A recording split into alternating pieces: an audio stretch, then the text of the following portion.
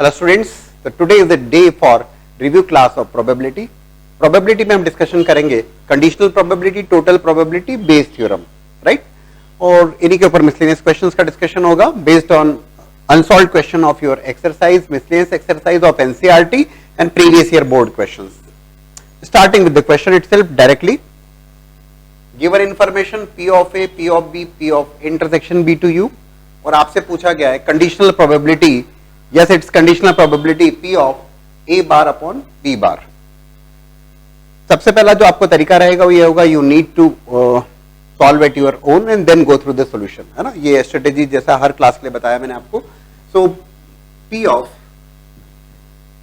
A bar upon B bar, conditional probability of non-occurrence of A when B has not occurred, यही मतलब हुआ।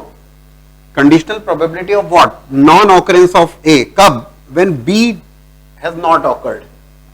so that as per the formula it is going to be P of A bar intersection B bar upon P of B bar। okay? आप बहुत ठीक ढंग से जानते हैं कि P of A by B जब आप लिखते हैं, probability of occurrence of A कब? जब B ऑलरेडी हो चुका है, तो it is given by P of A intersection B upon PB। so ठीक है, how to solve this? जो given information है, with the help of this given information you need to find out P of A bar intersection B bar। anybody? यहां पर हम discussion करना चाहेंगे non occurrence of A as well as non occurrence of B, ना A का होना ना B का होना, that is actually equals to P of A union B का बार। इसे आप डी मॉर्गन्स थ्योरम की हेल्प से भी समझ सकते हैं। डी मॉर्गन्स थ्योरम जो आपको सेट्स में भी बताया जाता है, और वो ये कि भी सेट्स में भी आपको बताया जाता है कि if it is A intersection B and bar, that would be A bar intersection का union B bar, A union B bar, non occurrence of that means A bar union का intersection B bar, right? so that's what I have used here, non occurrence of A as well as non occurrence of B। तो क्या बचेगा आपका A union B का बार। आप Venn diagram को जरा बना के देखें, तो वेन डायग्राम को बना के देखें, ना A हो ना B हो, तो definitely if you go for this Venn diagram,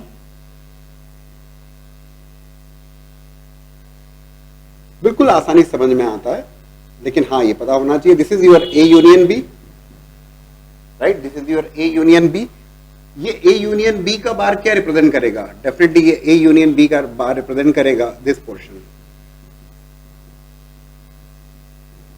which is what? Non occurrence of A as well as non occurrence of B, right. तो दैट इज परफेक्ट, कोई दिक्कत नहीं है, बट हाँ please do remember these two results, कई बार काम में आएंगे।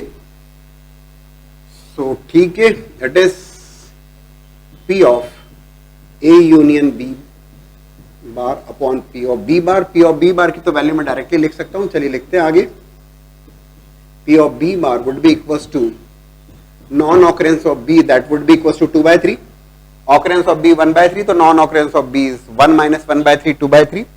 A union B and A union B का bar, that means I just calculate separately. A union B क्या होगा? That is P of A, है ना। तो it is how to calculate this A union B, तो पहले इसी को कैलकुलेट कर लें, P of A plus P of B minus P of intersection B।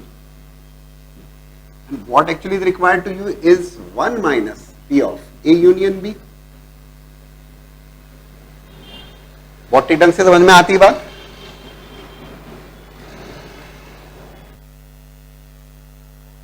Exercise based question to understand the concept of conditional probabilities more। Simple question, a fair die is rolled, ठीक है, there are some events E, F, G, E events, there are 3 elements there in 1, 3, 5, single dice को roll किया, you are aware of the fact that 6 outcomes are there, 1 2 3 4 5 6, E event says 1 3 5, 3 elements are there, F event and G event is there, और आपको कुछ conditional probabilities आपसे कहा गया, you need to find out P of F by E. 1 by 1 देखते हैं, पहले आप अटेम्प्ट करें, F by E, G by E, E union F upon G. Okay, so P of F upon E. Conditional probabilities आप definitely लिख सकते हैं F intersection E division में P of E. When I say F intersection E, क्या होगा भाई? F intersection E, कुछ elements common है. Yes, element, which element is common? Element is common is 3, single element. तो ओके, तो P of F intersection E, single element is common, that is 3. So what is the probability of occurrence of that element? So single die roll किया है तो sample space is of 6, so it is going to be 1 by 6 upon P of E. What is that P of E? P of E, 3 elements are there, 1, 3, 5, 3 by 6, which is clearly going to be equals to 1 by 3. When I say P of G by E, G intersection E upon P of E, G intersection E is 2, 3, 4, 5 elements, इधर 1, 3, 5 और G intersection 3 की बात, G intersection E की बात करूंगा तो elements 3 and 5. Okay, 3, 5 दो elements common है. परफेक्ट.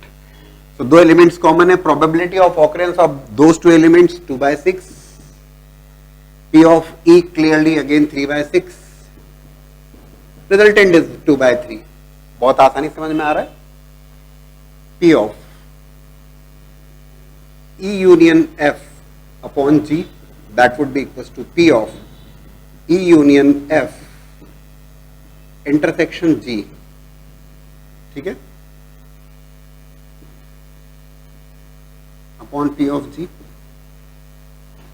डेफिनेशन से, बेसिक डेफिनेशन से, E union F intersection G upon P of G. E union F, what is that? E union F, सबसे पहले तो उसी को लिखा जाए. E यूनियन F 1, 3, 5, 2, 3 यूनियन है तो इट इज 1, 2, 3, 5. चेक करते आइए. Intersection with G, perfect.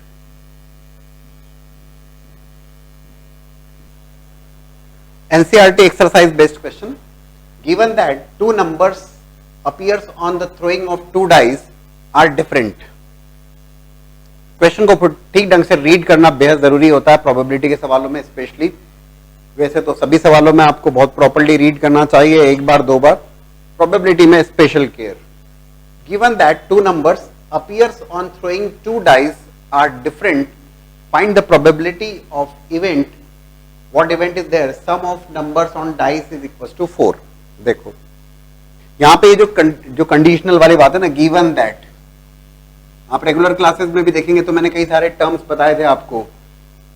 Subject to the condition, if, provided, given that, ये क्लियर कट कंडीशन को रिप्रेजेंट कर रहे हैं. Given that two numbers appearing on the throwing of two dice are different. ऐसा हो रहा है. P of A by B जब आप बोलते हो तो probability of occurrence of A कब? जब B ऑलरेडी हो चुका है तब. तो given that two numbers appearing on the dice are different, ये इवेंट है कि जो numbers appearing on the two dice, भाई दो डाइस आपने थ्रो किए, सैंपल स्पेस 36. आपकी रिक्वायरमेंट क्या है? आपकी रिक्वायरमेंट है कि जो दोनों नंबर्स अपीयर हो रहे हैं वो डिफरेंट हो दोनों डाइस के ऊपर. और find the probability of event of sum of numbers on the dice is equals to 4. That is actually you can say like P of A by B. बिल्कुल समझाता हूं मैं आपको. P of A intersection B upon P of B. Okay, यहां पर given that two numbers, तो ये हो गया इवेंट B. भाई जो दो नंबर्स अपीयर हो रहे हैं दो डाइस को थ्रो करने पर वो डिफरेंट है. That event is B. आप इसको क्लियर कट लिख सकते हैं कि भाई P ऑफ B रिप्रेजेंट कर रहा है probability of P, capital P से मैं रिप्रेजेंट कर रहा हूं. प्रोबेबिलिटी आप पूरा लिखेंगे of two numbers being different.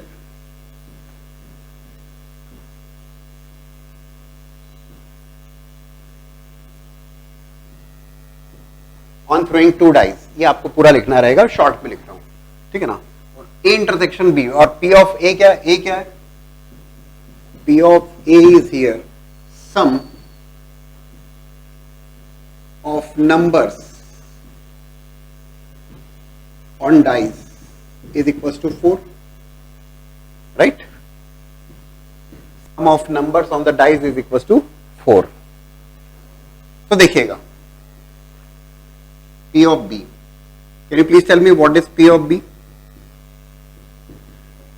Sample space 36 की होती है. आउट ऑफ दो 36 कितने ऐसे केसेस हैं जहां पर दोनों नंबर्स डिफरेंट हैं? तो आप ये सोचिए कि कितने ऐसे केसेस हैं जहां दोनों सेम है. सेम मतलब doublets 1 1 2 2 3 3 4 4 5 5 6 6. So it is going to be P of B के लिए आप समझ गए. टोटल 36 केसेस में से 6 केसेस है जो आपको रिक्वायर्ड नहीं है, जो डबलेट्स वाले केसेस हैं. 1 1 2 2 3 3 4 4 5 5 6 6. सो 36 minus 6 30. 30 upon 36. Perfect. 5 by 6. Yeah, let it be as it is. बाद में कैंसिल करना आप. When I say A intersection B, sum of numbers on the dice is equals to 4. A intersection B का मतलब होता है दोस्तों, A intersection B का मतलब होता है simultaneously occurrence of the two. तो simultaneous occurrence of the two में कितने केसेस बनने वाले हैं? तो simultaneous occurrence of the two के लिए है ना, sum 4 required है. कब? जबकि दोनों नंबर्स डिफरेंट हैं.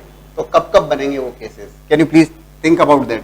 आप सोचेंगे कि भाई सम 4 कब कब होता है? सम 4 होता है 1 3 2 2. एक डाइस पे 1, दूसरे पे 3. 1 2 2 और 3 1. ये 3 केसेस हैं, जबकि सम 4 होगा. और कोई केस नहीं. लेकिन आपको ये 3 केसेस नहीं चाहिए. आपको A intersection B, sum of numbers on dice is equals to 4, intersection that two. Take a simple question. P of A 0.4, P of B is equals to P of A union B is given. साथ ही साथ कहा गया है A and B are independent events. Find the value of P. ठीक है, given information को ठीक ढंग से इंटरप्रिटेशन जरूरी है.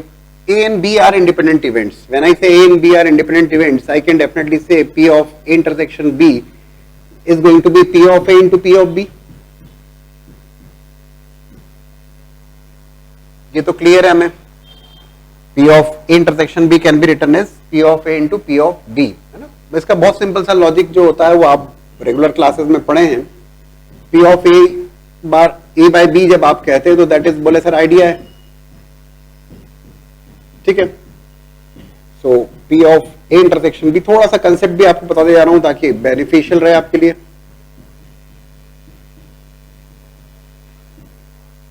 Occurrence of A when B has already happened is given by this formula that is aware, है ना, that you are aware of.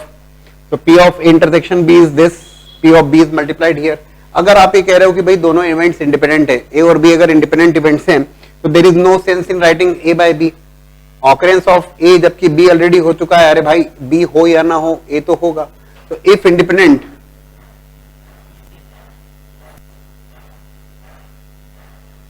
Then P of A by B is clearly P of A. B के होने ना होने से ए पर कोई फर्क नहीं पड़ता. So clearly P of intersection B is PA into PB. ठीक है. अब P of intersection B क्या होता है? P of intersection B होगा आपका बेसिक जो रिजल्ट की बात करें हम कि भाई P of A union B would be equals to P of A plus P of B minus P of intersection B. बहुत आसानी से आप जानते हैं. A union B you are having 0.6. P of A 0.4, P of B small p. So you can calculate A intersection B from this place, right? So A intersection B जो आ रहा है आपका, P of intersection B is coming as 0.4 plus P minus 0.6. That is P of intersection B. ठीक है? Is that okay? Equals to PA into PB. So PA is 0.4 and PB is equals to small p. Perfect. तो ठीक है, P के terms में equation आ रही, कहीं कोई दिक्कत नहीं है। P माइनस 0.2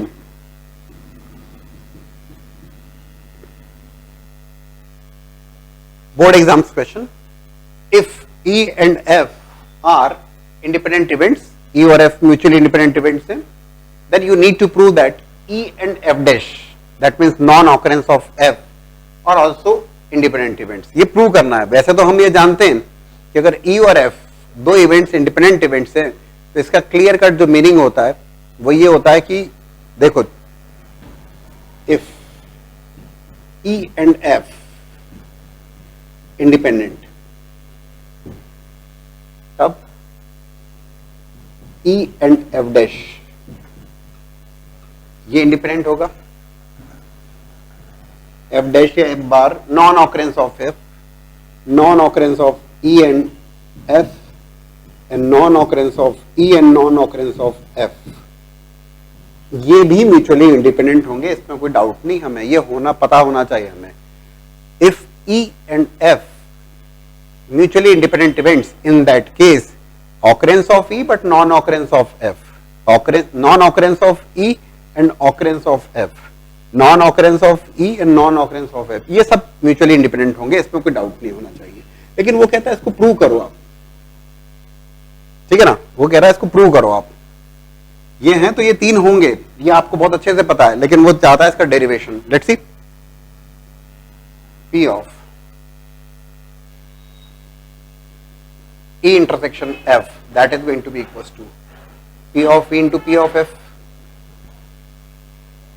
ठीक है। As per the statement mutually independent events हैं, और वो कहता है E and F dash also independent. If I say P of E intersection F dash या F bar, क्या होगा ये E intersection F bar? अगर हम ये प्रूव कर देंगे कि it is coming equals to P into P F dash, तो हम बात पूरी हो जाएगी, लेकिन प्रूव करना पड़ेगा हमें। Let's see, E intersection F dash, देखो ये दो इवेंट्स E F,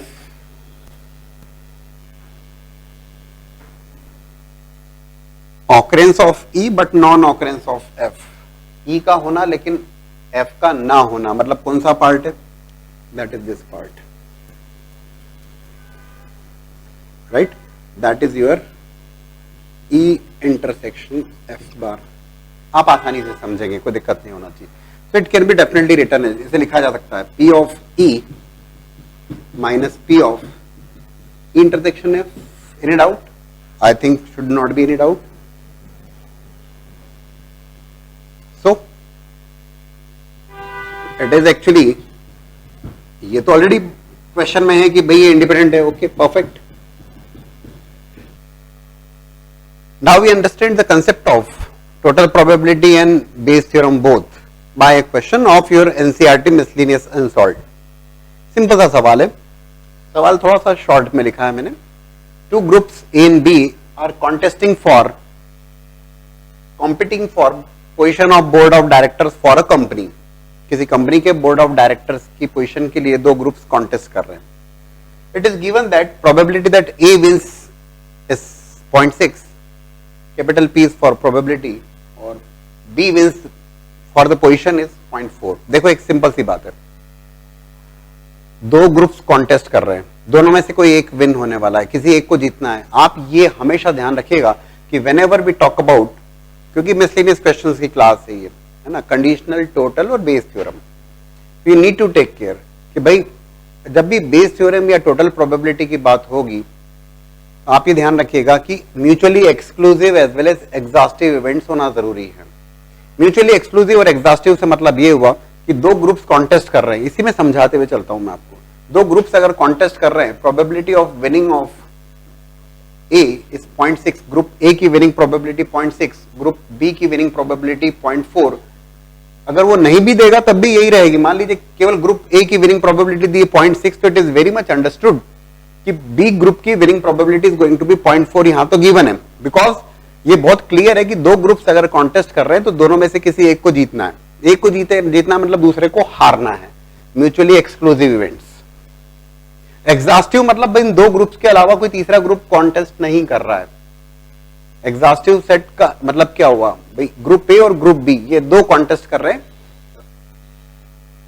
तीसरा कोई ग्रुप नहीं है। P of A plus P of B compulsory must be equal to 1, mutually exclusive as well as exhaustive events. ठीक है, अब ये कहा गया है कि let's say group A wins, group A जीतता है और नया प्रोडक्ट लॉन्च करता है। कंपनी में ग्रुप ए जीता और जीतकर उसने नया प्रोडक्ट लॉन्च किया।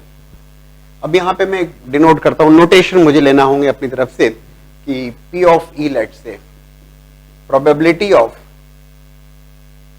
New product launched. बहुत सिंपल सा सवाल है बट अंडरस्टैंडिंग जरूरी है। ठीक है, ई से डिनोट कर रहा हूं इवेंट, किस बात की इवेंट, नया प्रोडक्ट लॉन्च होगा। अब ए जीता और नया प्रोडक्ट लॉन्च करता है, conditional probability term is if A wins, if B wins, A जीते और नया प्रोडक्ट लॉन्च करे, पी ऑफ ए जीते और नया प्रोडक्ट लॉन्च करे इज गिवन एज 0.7।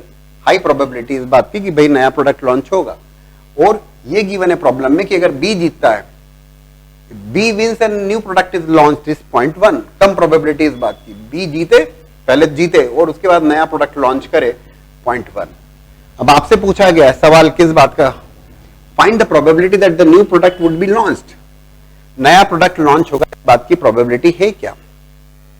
अब आपको ये समझ में आना चाहिए कि नया प्रोडक्ट तो दोनों केसेस में लॉन्च हो रहा है। कब, ग्रुप ए जीतेगा तब भी नया प्रोडक्ट लॉन्च करेगा और ग्रुप बी जीतेगा तब भी नया प्रोडक्ट लॉन्च करेगा, है ना। रेगुलर क्लास में भी आपने देखा होगा कि मैंने इस ढंग से बताया कि भाई दो ग्रुप्स कॉन्टेस्ट कर रहे हैं, तो P of A 0.6, P of B 0.4, group A जीते और नया प्रोडक्ट लॉन्च करे 0.7, ग्रुप बी जीत नया प्रोडक्ट लॉन्च हो कब, जबकि ग्रुप बी जीते 0.1। Find the probability that the new product is launched. P of E क्या है, P ऑफ E क्या है, नया प्रोडक्ट लॉन्च हो इस बात की प्रोबेबिलिटी क्या है। It's a question based on total probability. ये टोटल प्रोबेबिलिटी का सवाल है। क्यों, क्योंकि A जीतेगा तब भी नया प्रोडक्ट लॉन्च करेगा और B जीतेगा तब भी नया प्रोडक्ट लॉन्च करेगा। So actually it is P of, है ना, A wins and a new product is launched plus B wins and a new product is launched. Okay. So rule of multiplication से A wins into P of E by A plus P of B into P of E by B. Is that okay? By that is what, this is the rule of multiplication. A wins the election, A wins the position of board of directors and a new product is launched, plus B wins the position of board of directors and a new product is launched. Simple, your job is done. P of A 0.6 into 0.7 plus 0.4 into 0.1. Calculate that and you will be. अब इसी question में मैं इसे reverse probability के question में frame करता हूं और क्वेश्चन चेंज करते हुए बोलता हूं मैं आपसे कि new product is launched finally if new product is launched finally find probability that it was done by A group. Question में चेंज ये हुआ कि नया प्रोडक्ट तो लॉन्च हो गया।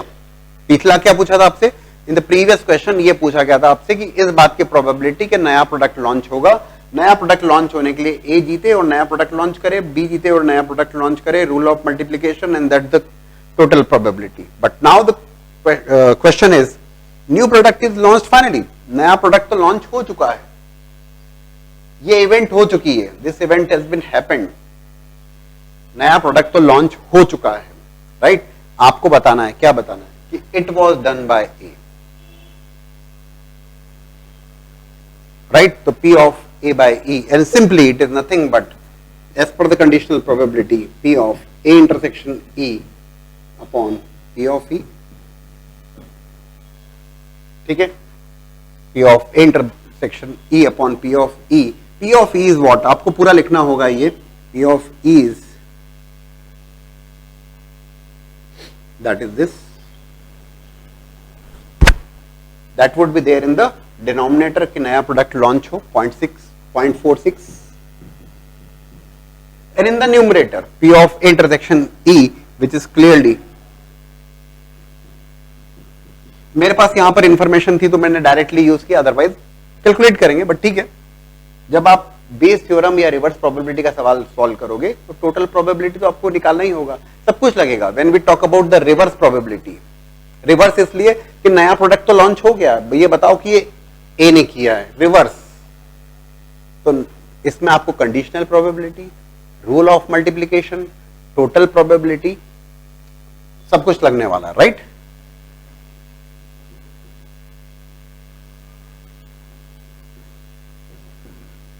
It is 0.6 into 0.7, 0.446. With previous year board exam 6 सवाल, सवाल लंबे होंगे क्योंकि लैंग्वेज रहती है यहाँ पर पूरा. I have written all. आपका टाइम मैक्सिमम सेव करना और कंसेप्ट को एक्सप्लेन करना है मेरी प्रायोरिटी है. गर्ल थ्रो और डाइस, सिंगल डाइस थ्रो कर रही है. If she gets 1 or 2, language को ठीक ढंग से पढ़ना समझना बेहद जरूरी. Single dice thrown, if she gets 1 or 2, she tosses a coin 3 times and notes number of heads or tails, whatever is coming. If she gets 3, 4, 5, 6, she tosses the coin once and notes whether it is a head or tail. Finally, if she gets exactly 1 tail, what is the probability that she threw 3, 4, 5, 6? Language को 1 बार 2 बार 3 बार पढ़ लीजिए आप. If she gets 1 or 2, लेकिन कब? सबसे पहली बात तो डाइस थ्रो करना. क्वेश्चन किसका है? टोटल प्रोबेबिलिटी या रिवर्स प्रोबेबिलिटी, क्या लगता है आपको?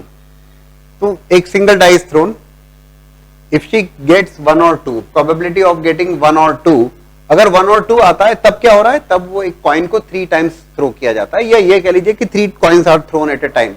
It is one and the same thing. एक कॉइन को 3 बार फेंके या 3 coins are thrown at a time, ठीक है ना? तो 3 coins आर टॉस्ड और उस केस में हेड या टेल्स को आप नोट कर रहे हैं. अगर वो उसको 3, 4, 5, 6 मिलता है, डाइस थ्रो किया तो 1, 2 आएगा, या फिर 3, 4, 5, 6, तो 3, 4, 5, 6 में कॉइन को केवल सिंगल टाइम थ्रो टॉस किया जा रहा है, ठीक है ना? यहां पर 1 time और यहां पर 3 times. लैंग्वेज बार बार बोल रहा हूं, ठीक ढंग से 1 बार 2 बार 3 बार पढ़ी, क्योंकि अगर लैंग्वेज का इंटरप्रिटेशन गलत हुआ तो रिजल्ट कैसे ठीक होगा. एंड नोट्स फिर नोट किया जा रहा है. Finally if she gets exactly 1 tails, what is the probability that she threw 3, 4, 5, 6? देखिए 1 by 1. डाइस थ्रो करने पर 1 or 2 आने की प्रोबेबिलिटी क्या लगता है आपको? भाई 2 बातें हैं यहां पर, या तो 1 या 2 होगा. पहले तो क्वेश्चन को समझे, 1 or 2, या फिर 3, 4, 5, 6.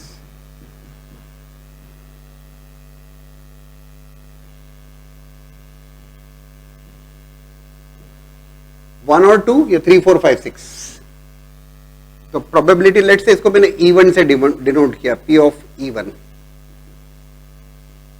2 by 6, P of E2, that is 4 by 6. Die throw करने पर 1 और 2 आने की प्रोबेबिलिटी 2 by 6, और डाई थ्रो करने पर 3, 4, 5, 6 आने की प्रोबेबिलिटी, और लिखूंगा मैं 3 आए, 4 आए, 5 आए या 6 आए, 4 by 6. ठीक है. अब आपने क्या किया है कि अगर 1 या 2 आता है तब एक कॉइन को 3 बार टॉस किया जा रहा है और उसमें हेड या टेल्स को नोट किया जा रहा है. और अगर 3, 4, 5, 6 आता है तो उस केस में वो जो टॉस किया जा रहा है सिंगल टाइम. ठीक है. She gets exactly 1 tails. Event क्या हुई है? इवेंट ये हुई है कि एग्जैक्टली 1 टाइम टेल्स आया. देखो यार, वो तो इधर भी आ सकता है क्योंकि यहां पर आप 3 बार टेल्स कॉइन टॉस कर रहे हो और यहां पर 1 बार कर रहे हो. ठीक है.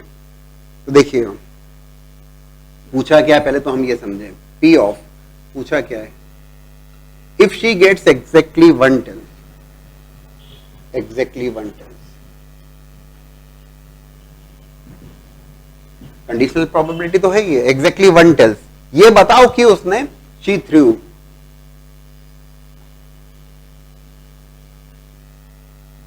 3, 4, 5 और 6. आई can right instead of she threw, इतना पूरा लिखने की जगह क्या लिख सकता हूं, E2 लिख सकता हूं ना, मैंने E2 को डिनोट किया इसीलिए, तो E2 को डिनोट किया तो ठीक है, इसको E2 भी बोल सकता हूं मैं, लेट्स से इसको अगली बार मैं इसको E2 कहूंगा। और ये मेरी इवेंट है, कौन सी इवेंट है, एग्जैक्टली 1 टेल्स, आ रहा है समझ में, exactly 1 tails is the event. अब देखो P of E1 E bye E1 और P of E bye E2, बहुत आराम से समझते हुए करिएगा। E बाय E1 का मतलब है कि आपने डाई थ्रो किया, डाई थ्रो करने पर 1 या 2 आया, आपने 1 या 2 आने की प्रोबेबिलिटी, और 1 या 2 आया है तब आपने 3 कॉइन को टॉस किया, 3 कॉइन्स आर टॉस्ड, और आपसे कहा गया है कि भैया नंबर ऑफ टेल्स, आप नोट कर रहे हो हेड या टेल्स, आपसे कहा गया है कि इवेंट ये है कि exactly 1 tails, how many cases are there, 3 coins are tossed, how many cases are there, there are 8 cases, you can definitely write 8 cases, लिख सकते हो ना, 3H 2H 1E के 3 केस, 2E 1H का 3 केस, और तीनों E, मैं लिख देता हूं यहां पर आपके लिए, E बाय E1 के लिए क्या क्या पॉसिबिलिटीज हैं, क्या क्या पॉसिबिलिटीज है, 3 टाइम्स कॉइन टॉस किया, वैसे अब ये पता होना चाहिए आपको बहुत अच्छे ढंग से,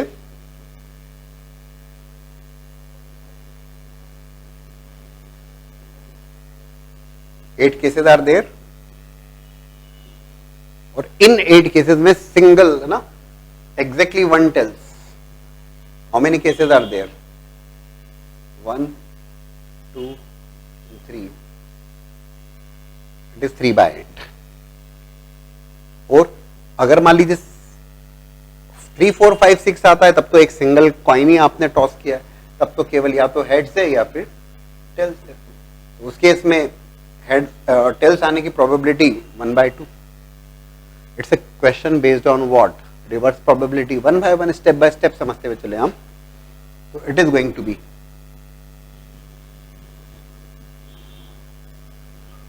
total probability of getting exactly 1 tells, and in the numerator P of E2 intersection, right, so it is actually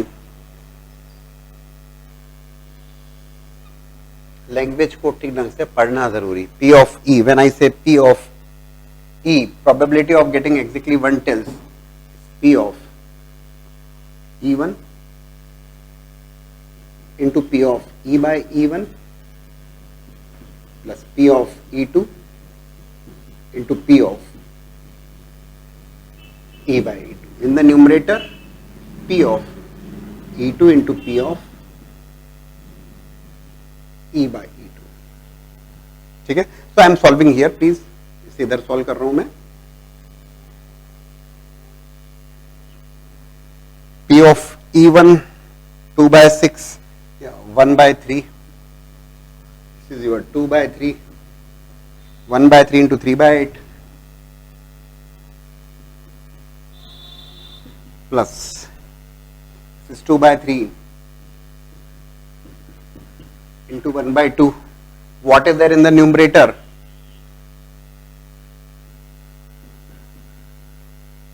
It is coming is यहाँ पे 3 कैंसिल हुआ, यहाँ पे 2 कैंसिल हुआ, this is 1 by 3 upon 1 by 8 plus 1 by 3, take the LCM, your job is done. पूरा complete solve हो गया ये, एक बार फिर से समझ लीजिए, देखो क्वेश्चन की ठीक ढंग से अंडरस्टैंडिंग, फर्स्ट ऑफ ऑल एक डाई थ्रो किया गया, डाई थ्रो करने पर 2 केसेस हैं यहाँ पर, वो 2 केसेस ये हैं कि या तो नंबर 1 या 2 आए या फिर 3, 4, 5, 6 आए, 1 या 2 आने की प्रोबेबिलिटी को मैंने E1 से डिनोट किया है और वो 2 by 6 होगी, दैट इज 1 by 3, 3, 4, 5, 6 आने की probability is going to be 4 by 6, which is 2/3। ठीक, अब 1 या 2 अगर आता है तब उस केस में 3 कॉइन्स आर टॉस्ड, राइट, और या फिर 3 4 5 6 आता है तो उस केस में सिंगल कॉइन इज टॉस्ड। आप हेड टेल नोट कर रहे हो, उस केस में आपसे कहा गया कि भैया if she gets exactly 1 tail, हुआ ये कि एक टेल्स मिला उसको, एग्जैक्टली 1 टेल, इस बात की प्रोबेबिलिटी कि उसने 3 4 5 6 आया था उसके पास में, तो रिवर्स प्रोबेबिलिटी का क्वेश्चन है। तो यहां पे सबसे पहले लिखा हमने E/E1, मतलब 1 या 2 आया है तब इवेंट हो, किस बात की इवेंट हो कि एक टेल्स के लिए, तो ये सैंपल स्पेस ऑफ 8, एक टेल्स आना मतलब ये 3 cases. Question based on conditional probability. A black and red dice are rolled together, ठीक है, फाइंड द कंडीशनल प्रोबेबिलिटी, साफ साफ लिखा है find the conditional probability of getting sum equals to 8,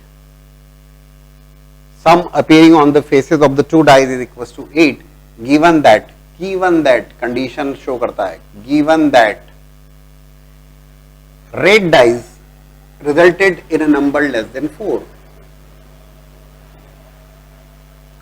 sum equals to 8 तो required है, लेकिन कब, जब 2 डाइस में से एक रेड है और एक ब्लैक है, रेड डाइस के ऊपर जो नंबर आ रहा है वो डाइस 1 2 भी बोल सकता था, उसने रेड ब्लैक बोला, उससे कोई दिक्कत नहीं है कि जब रेड डाइस के ऊपर जो नंबर आ रहा है resulted in a number less than 4।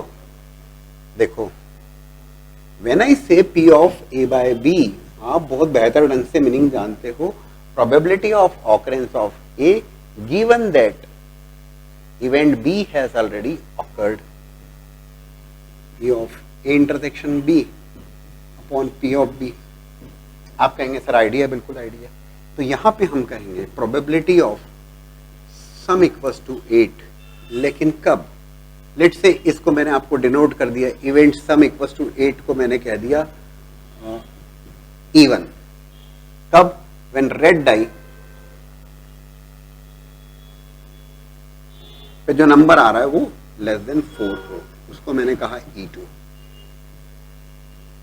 As पर दिस फॉर्मूला या कंडीशनल प्रोबेबिलिटी की डेफिनेशन जो भी आप कहें, it is going to be P of E1 intersection E2 upon P of E2,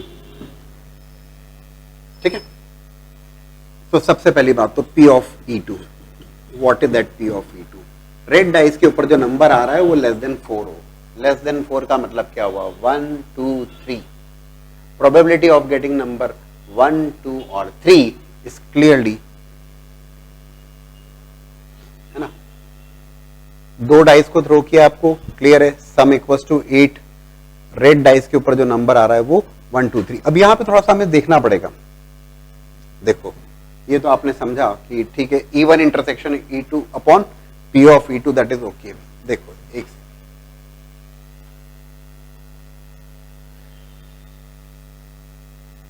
सोच रहे हैं आप लोग क्या किया जा सकता है, what can be done now, देख रहे हैं,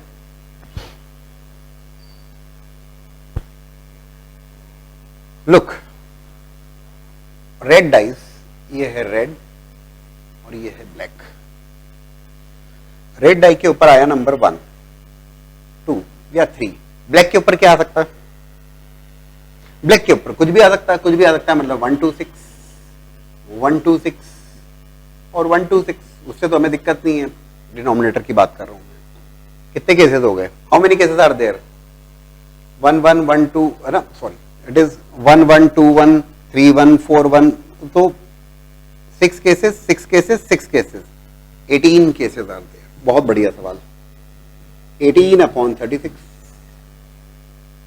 2 डाइस रोल किए, sample space is clearly of 36। E1 intersection E2, E1 intersection E2 मतलब आपको चाहिए सम इक्वल्स टू 8 हो, अब और रेड डाइस के ऊपर जो है लेस देन 4 आ रहा हो, चलो भाई इनमें से देख लो आप कि कब सम जो है वो 8 बनने वाला है, is there any sum equals to 8। Interesting question, usually आपके एनसीईआरटी मिसलेनियस एक्सरसाइज में भी है और as well as board exam में भी कई बार मिलेगा आपको। A man is known to speak truth 4 out of 5 times. He throws a dice and reports it's a 3. ठीक है, find the probability that it is actually a 3.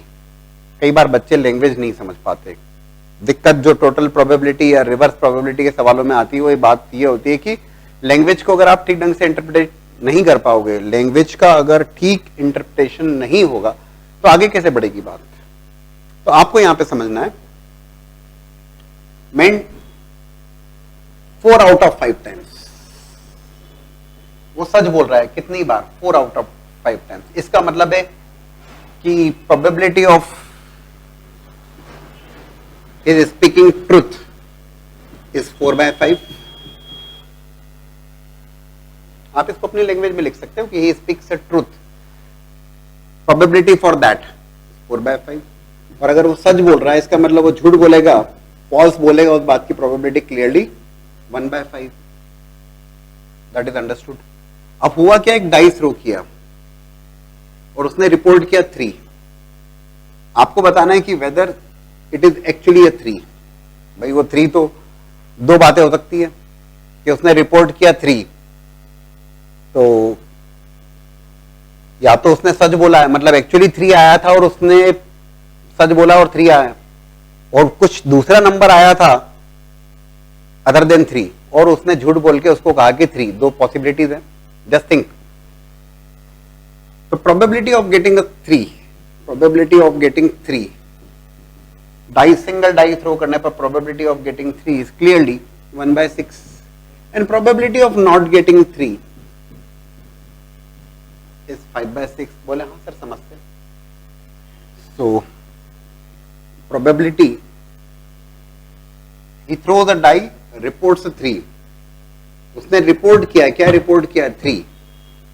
Reports 3. Event क्या है? इवेंट ये कि रिपोर्ट्स 3, मतलब ये रिपोर्ट तो उसने कर दिया 3. लेट्स से उसको E1 कहा मैंने. 3 रिपोर्ट किया उसने, एक्चुअली ये 3.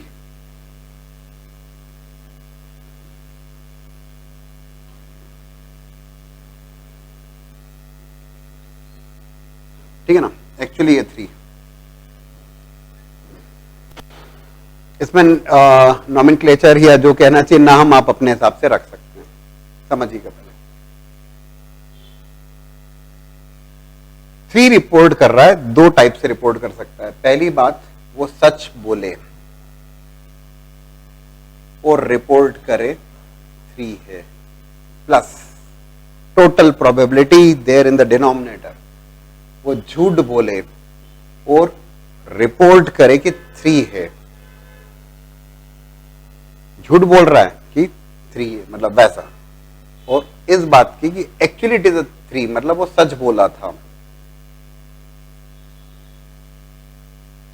ठीक है. सो फॉर दैट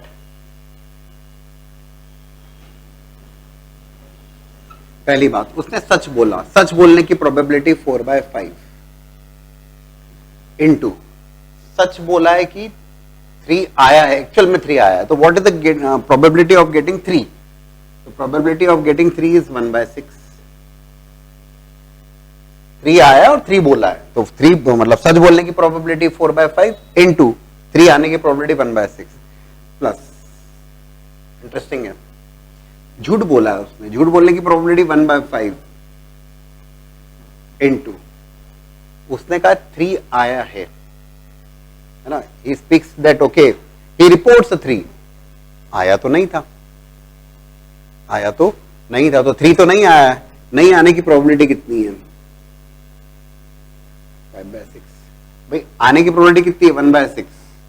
और नहीं आने की प्रोबेबिलिटी कितनी है? 5/6. वो तो उसने झूठ बोला है कि नहीं आया है ना. उसने he speaks a lie that he is reporting a 3. तो ये झूठ है. झूठ बोलने की प्रोबेबिलिटी 1/5, 3 नहीं आया उसकी probability 5/6. In the numerator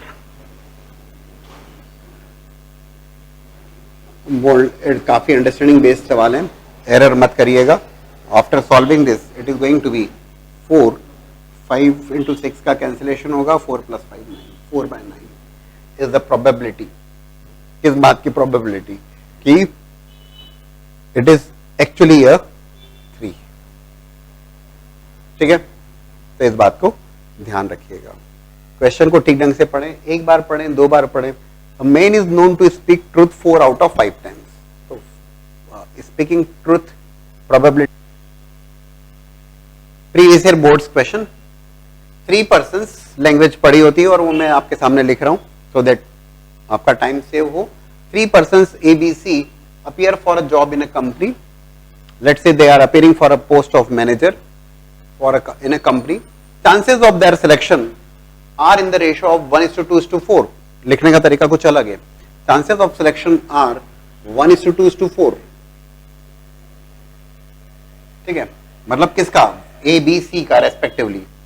probability that ABC can make changes to improve the profits are, भाई ABC का सिलेक्शन होना है मैनेजर की पोस्ट पे, उसकी प्रोबेबिलिटी है 1:2:4 और सिलेक्शन होने के बाद में उस पोस्ट को अचीव करने के बाद में वो प्रॉफिट को इंक्रीज करने के लिए कुछ चेंजेस अप्लाई करेंगे। That probability is 0.8, 0.5 and 0.3 respectively by ABC, right.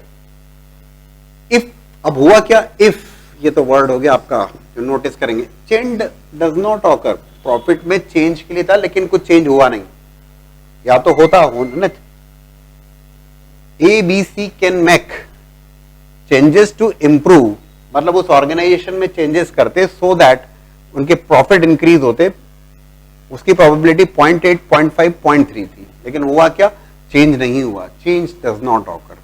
Find the probability that it is due to be के कारण नहीं हुआ। तुरंत आपको समझ में आना चाहिए कि क्वेश्चन किससे रिलेटेड है। तो it is clearly question of reverse probability की बात की जा रही है, जैसे आप बेस थ्योरम की। ठीक है, change does not occur, ABC 3 persons are there. तो सबसे पहले तो probability of getting selected as a post of manager P of A, P of B, P of C 1:2:4। कैसे लिखोगे 1:2:4? 1:2:4। Probability of getting selection is of A 1/7, B 2/7, C 4/7। भाई पहले तो select हो गए, उसके बाद फिर चेंज अप्लाई करोगे। चेंज अप्लाई कर रहे हैं, मतलब चेंज अगर होना है, ऑर्गेनाइजेशन में चेंज होना, let's say P of E upon A। E represent कर रहा है यहां पर, E क्या रिप्रेजेंट कर रहा है? E रिप्रेजेंट कर रहा है चेंज टू इंप्रूव।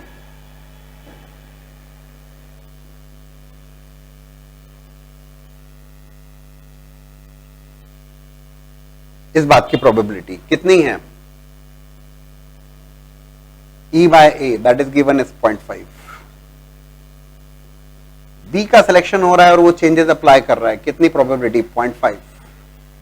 C का सिलेक्शन हो रहा है और वो चेंजेस अप्लाई कर रहा है, कितनी प्रोबेबिलिटी है? 0.3। लेकिन हुआ क्या है? हुआ ये कि चेंज नहीं हो पाया। इस बात की प्रोबेबिलिटी देखो, एक बात तो ये है कि 3 लोग हैं एक पोस्ट के लिए, as I told you earlier, mutually exclusive and exhaustive events. इन तीनों में से किसी एक को सिलेक्ट होना है, बाकी 2 का रिजेक्शन होना है, एक्सक्लूसिव, और तीनों में से ही किसी का एक का होना है। इन तीनों का सम 1 होना चाहिए। P of A plus P of B plus P of C must be equals to 1। Okay, A select हुआ और उसने चेंजेस अप्लाई किए 0.8, B सिलेक्ट हुआ, चेंज अप्लाई किए 0.5, C सिलेक्ट हुआ और उसने चेंजेस अप्लाई किए फॉर बेटर प्रॉफिट्स 0.3। चेंज नहीं हो, A सिलेक्ट हुआ और वो चेंज नहीं कर पाया, किसके लिए? प्रॉफिट्स के लिए। Change does not occur 0.2। या तो चेंज होगा या नहीं होगा।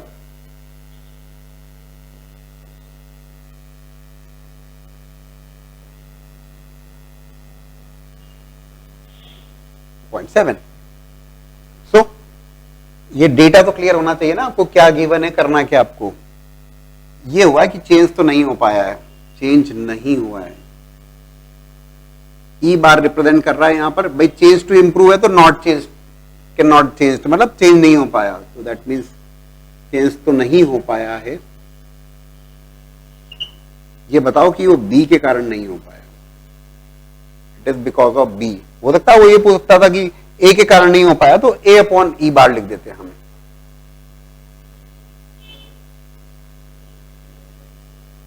ठीक है, ए इंटरसेक्शन ई बार, ये हो गई टोटल प्रोबेबिलिटी की बात। पूरा लिख देते हैं ताकि बहुत अच्छे ढंग से समझ में आएगा आपको। B intersection E bar plus C intersection E bar. In the numerator it is P of B intersection E बार।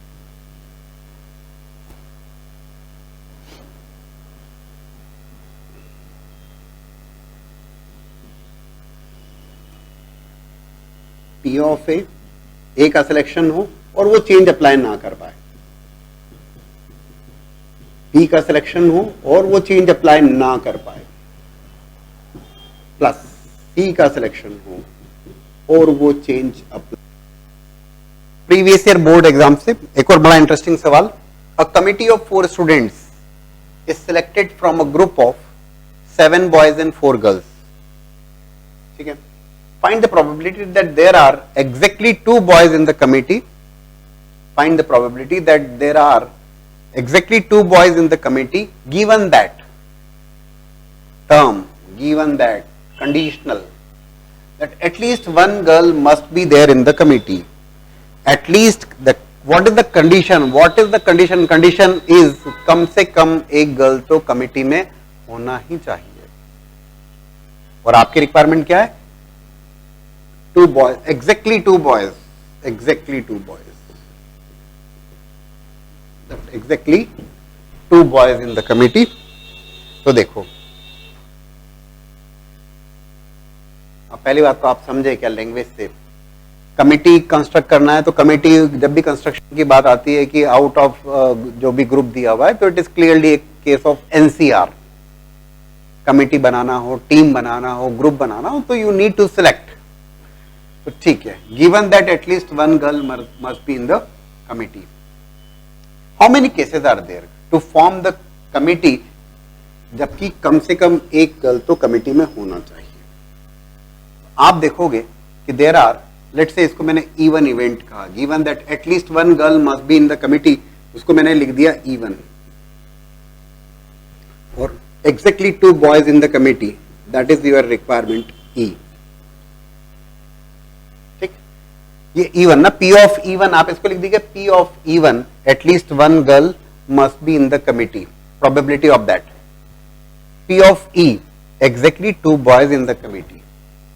ठीक है, तो P of even, when I से पी ऑफ इवन, कम से कम एक गर्ल कमिटी में हो,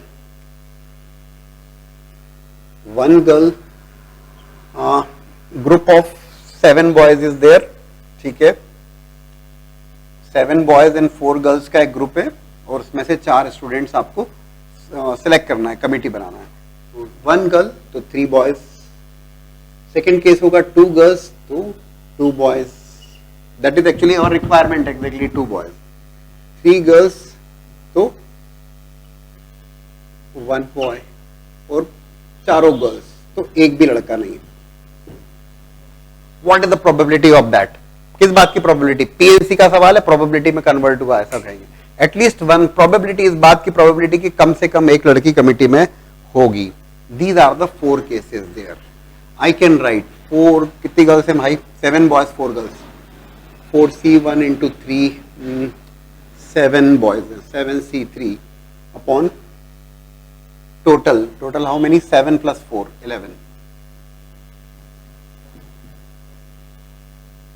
4C2 into 7C2 upon 11C4 plus 4C3 into 7C1 upon 11C4. Probability लिख रहे हो ना आप? प्लस चारों गर्ल्स हो जाएं, 7C0 is 1, राइट? अभी हम कई सारे क्वेश्चन और देखने वाले हैं, और again I am telling you कि I am going to take more classes for your board exams, जिसके लिए आपका काफी बेनिफिशियल रहे। तो ठीक है, पी ऑफ E1, तो P of E, P of E is what, कि आपको रिक्वायरमेंट है कि exactly 2 boys in the committee. तो when I want to write P of